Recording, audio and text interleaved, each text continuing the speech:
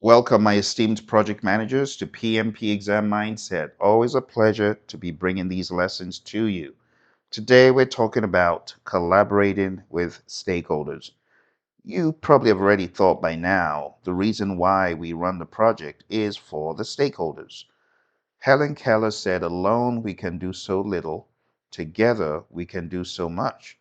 And this is a reflection on what great collaboration is like with our stakeholders.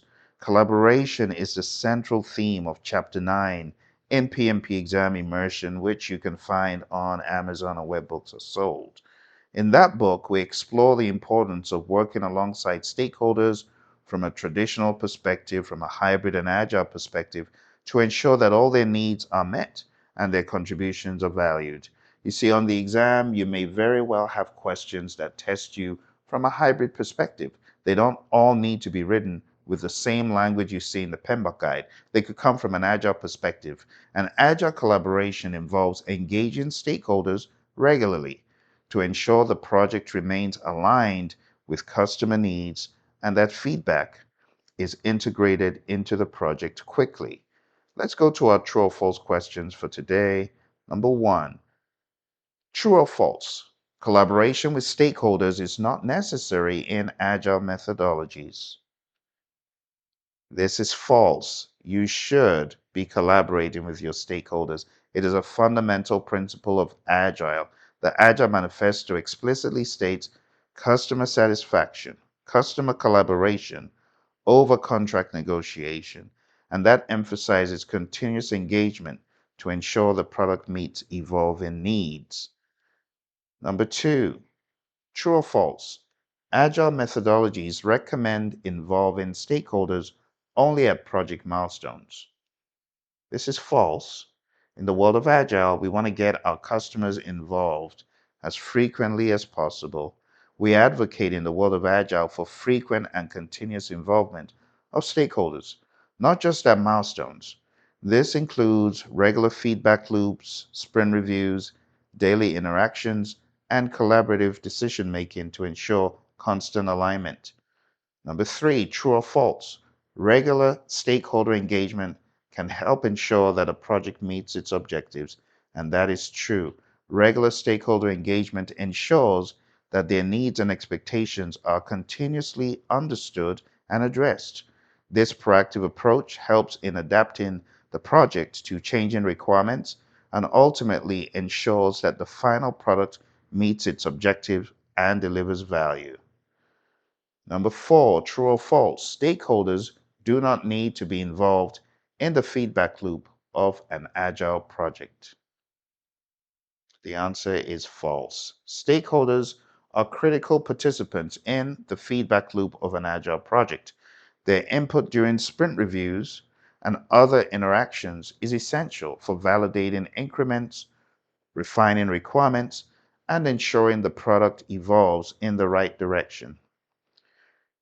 Final one, number five, true or false? Effective stakeholder collaboration can improve agility and responsiveness to change. And that is true. When stakeholders are actively collaborating, communication flows more freely, decisions can be made more quickly, and feedback is integrated rapidly. This significantly enhances the project's agility and its ability to respond effectively to changes. All right, let's jump into our question for the day. Remember, the purpose of these questions is to give you some inkling into what could present itself style-wise on the exam. So you don't expect to see these questions verbatim, but you do expect to apply the knowledge, right? A statewide health system must go live soon. Rural clinics want phone-first flow works. Hospitals require electronic health record integration. Regulators emphasize accessibility, and patient advocates insist on multilingual support. Tension is increasing. What is the most effective action to optimize alignment between stakeholder needs and project objectives? Is it A, conduct a stakeholder analysis, identify engagement needs, and facilitate a joint workshop to surface trade-offs, document agreements, and publish a shared plan of action? Or is it B, ask the sponsor to designate a single requirement as the primary priority and communicate the decision broadly to reduce conflict and speed delivery? Or is it C, create separate implementation roadmaps for each stakeholder group and commit to delivering each set of needs fully in later phases?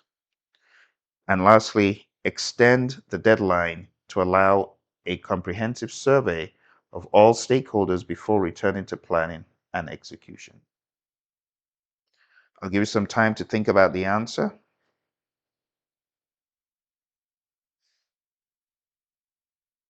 All right, let's take a look at the potential answers.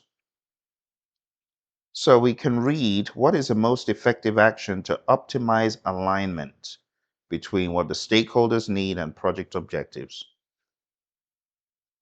A, having a stakeholder analysis, identifying needs, and a joint workshop is priceless. B, asking the sponsor to designate a single requirement as the primary priority. That doesn't even make much sense when we're talking about competing priorities, you see, because it says tension is increasing. What is the most effective action to optimize alignment between stakeholder needs? So there are multiple needs, not just one. Choosing one as a priority out of everything else could make the stakeholders feel they're not being heard. It says, as a primary priority and communicate the decision broadly to reduce conflict, that will actually do the opposite. C, create separate implementation roadmaps. Again, doing things in silos. Is it possible? Yes, it is. But we have competing requests from stakeholders for one system. It says a statewide telehealth system must go live soon. So factoring each requirement into a silo is not really helpful, which is what option C is suggesting. Create separate implementation roadmaps for each stakeholder. Seriously? No, that's not a good option. Option D, extend the deadline to allow a comprehensive survey of all stakeholders before returning to planning and execution. That doesn't even really make sense because you are trying to do one thing, most effective action to optimize alignment.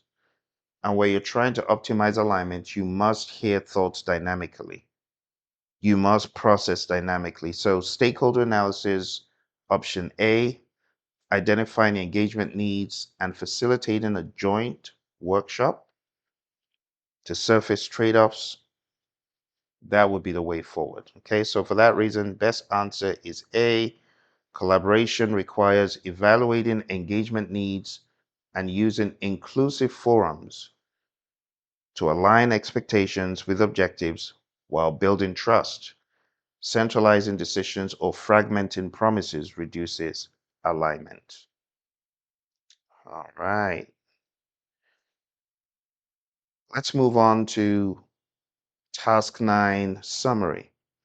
When we talk about collaborating with stakeholders, it's very important that you remember these are the people for which the product, service, or result is being created. So they're very important. Secondly, you should optimize alignment between stakeholder needs, expectations, and project objectives. This is a lot of communication and a lot of facilitation. Finally, it says build trust and influence stakeholders to accomplish project objectives. You build trust with intentionality by doing what you say, by being pragmatic, by being hands-on, by helping the customer see that you are still a great candidate for this role, whatever the role is. program, or project management. All right, and with that, we are done taking a look at task 10, build shared understanding. I hope it gave you a good overview of the task, and if it did, smash the like button, and I'll see you next time. Bye for now.